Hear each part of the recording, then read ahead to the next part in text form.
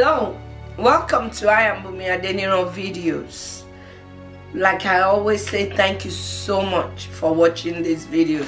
Please like, share and subscribe. Like our videos, send it to your friends, use it in your youth group, use it in everything that you do to encourage other youth to grow. Today, I'm going to be talking about decision making. When I mean decision making, I don't mean what am I gonna eat today. Even though it's good to think what you're gonna eat, I don't mean what am I gonna wear today. Do I wear black? Do I wear red? Those are daily decisions. Those are decisions that we make, like 5 of it every day. For every video we have to change. So I don't spend time on meditating on what color do I wear for what video. No, but I mean life decisions. Life decisions. How do we make decisions? What are the things we consider in making decisions? What are the factors that affect our decision? What if I made a bad decision? How do I deal with the consequences? How do I deal with the outcome that is not favorable? Sit back, relax, and let's talk about decision making. In order to make a decision, there has to be a vision. There has to be a purpose to make a decision. Okay, let's say I want to make a decision. What state am I going to live in? What are the things that I have to consider before deciding what state I'm going to live in? Am I going to work there? What kind of state is good for my kind of job? What kind of school is there for my children to go to? What kind of hospital is there for me to work as a nurse?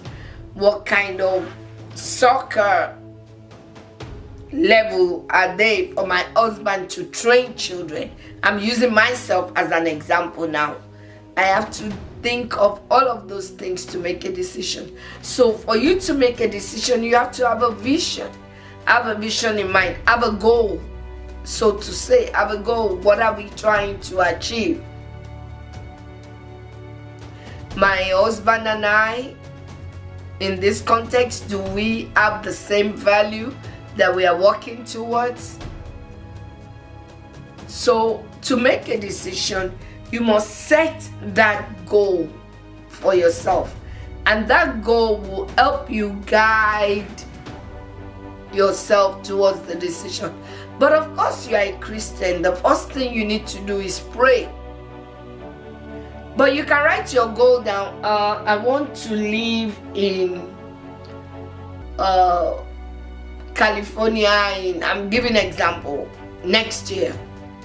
So what am I going to be doing in California? What is popular in California? Maybe acting, Hollywood, and all those nice stuff. So am I into acting? Well, there are hospitals in California, so if you're a nurse, you can decide to go there. Teachers in California. There's a lot of things, but I'm just using a common example. Am I into acting? Am I into creative technology, animation? I have to consider that before deciding to move to a state like that. And then I have to write it down. And then I go back to God. Remember, I've already prayed. Then I got those insights. Then I go back to God. Lord, number one, you know I'm a nurse. I would like to work where there are good hospital, maybe good children hospital, maybe good cancer center, maybe, that kind of thing. I will write it down. And then go back to God and start saying, God, lead me. Connect me to the people that will favor me. Connect me to the person that will guide me. Then the other decision I will make, let's say I'm still using moving as an example. What church is there in the area that I'm going to go to? Am I going to get a church that will help me grow? I don't mean a church that everybody looks like me, talk like me, sing like me, walk like me. No, it could be a church that nobody talk like me, sing like me, but I will grow because maybe I saw them on YouTube and I like the way their pastor preaches. It's edifying. Okay, when we were doing church search years ago, we went and we sampled some churches and say online, do I like this sermon? This sermon is not touching me much, so let me pick a sermon that touched me. Then I keep searching. So you consider things, real decisions like that. You clear your head, you write your goals, you take it back to God, and then you start eliminating. You start adding and eliminating. Adding, okay, because I'm not going to be doing acting full time, I'm going to be doing nursing full time, so I prefer this hospital because number one, their benefit is good, number two, they cater for the kind of people that I deal with. You know, you do that. And then the third thing you can do, seek for advice. Your parents, your mentors, they may not have made your kind of decision before, but one way or the other, they must have made an important decision before. Number one, they are older, they've been around for a while. Seek their advice. They don't have to dictate for you, but be humble enough to take their advice. Be humble enough to consider their advice.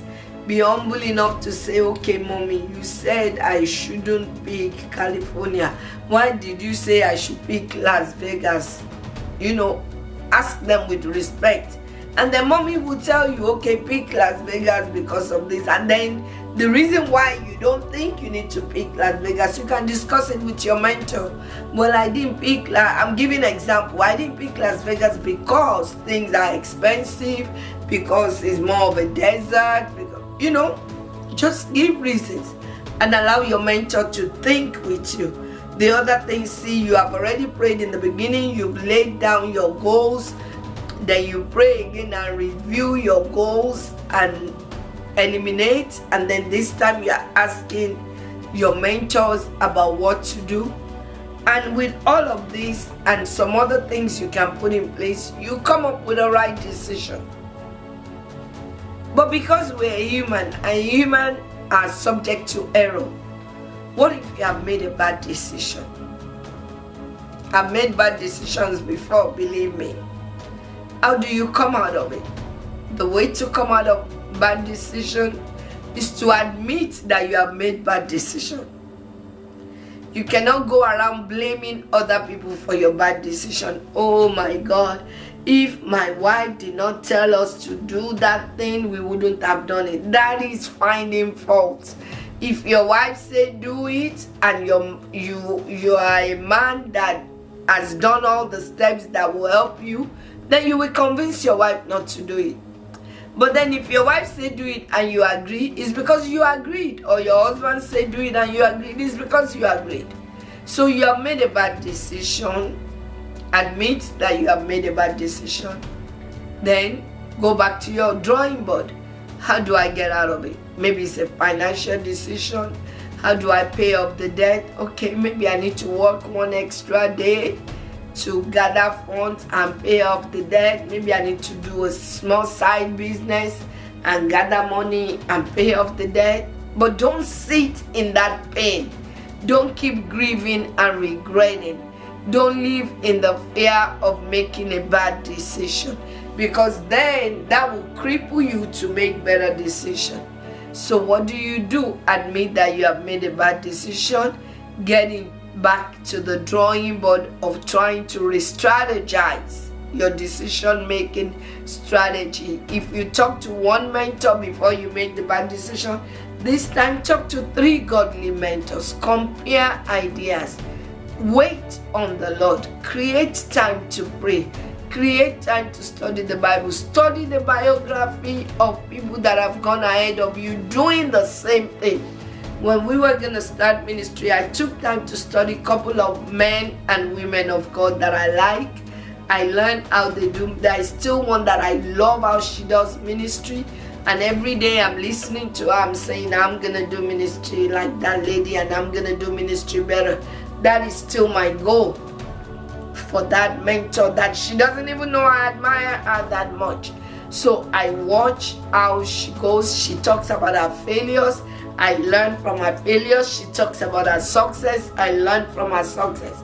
So if you've made bad decision, don't sit in it and cry all day, all night.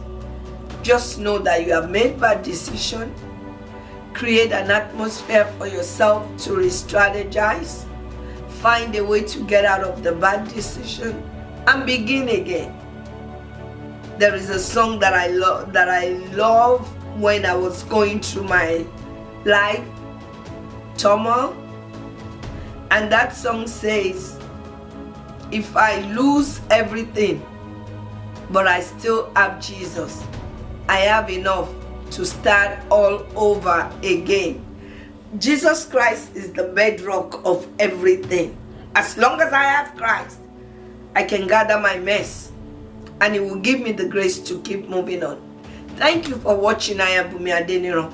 For any question, inbox us, text us, email us, subscribe, like our videos, encourage us to keep doing what we're doing, and above all, have a godly week, a godly day, and keep Christ in your focus.